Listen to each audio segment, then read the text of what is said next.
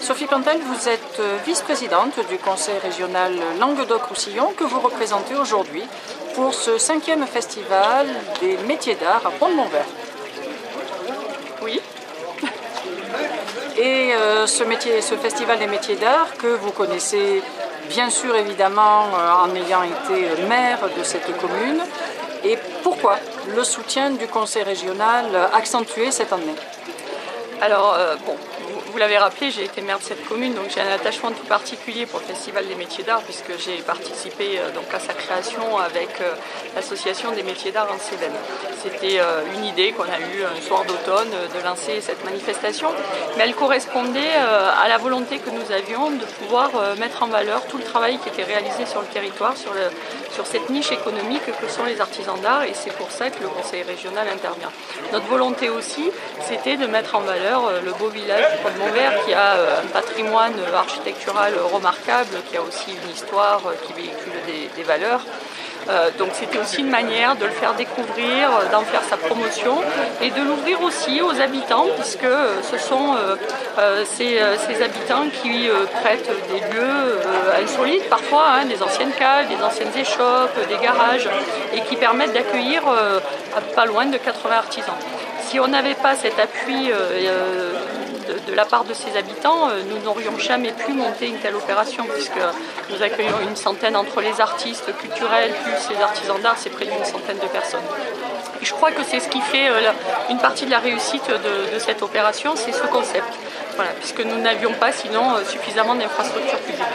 Une autre raison de cette réussite, c'est la volonté que nous avons eue de sélectionner des artisans d'art et des produits de grande qualité et avec une exigence en termes de qualité et artistique très importante. Ça ne nous a pas valu toujours que des remerciements, mais on a assumé, parce que si on avait laissé cette manifestation tirer vers le bas, aujourd'hui elle n'existerait pas.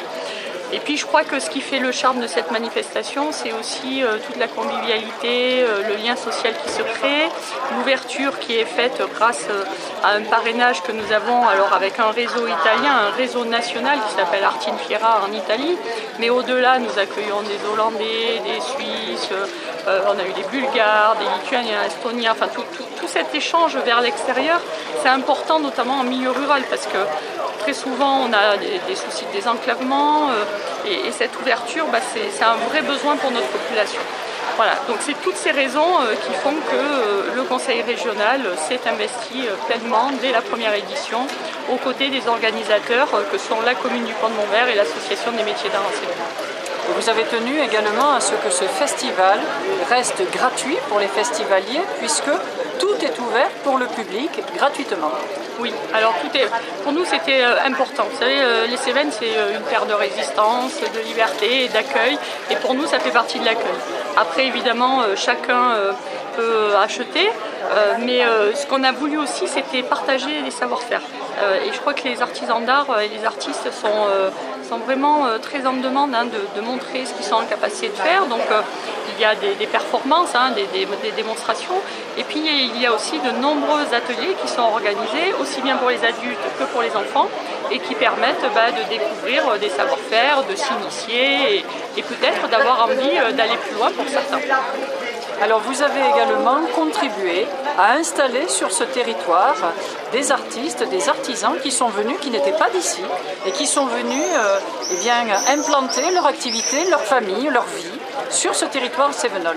Oui, alors cela fait à peu près une petite vingtaine d'années que nous avons enclenché sur ce territoire. Alors quand je dis nous, on ne travaille pas tout seul.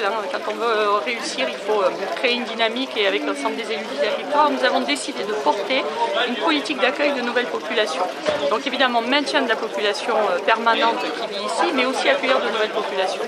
Et grâce au travail qui a été fait autour des métiers d'art, et qui est aujourd'hui reconnu, puisqu'ils ont été labellisés, le réseau entier a été labellisé par les ateliers d'art de France, ainsi que le festival. Donc c'est quand même une belle reconnaissance nationale. Et bien, grâce à ça, nous avons des artisans qui se sont installés sur le territoire. Et quelque part, c'est un nouveau caractère qui est donné au village et au territoire. Merci beaucoup.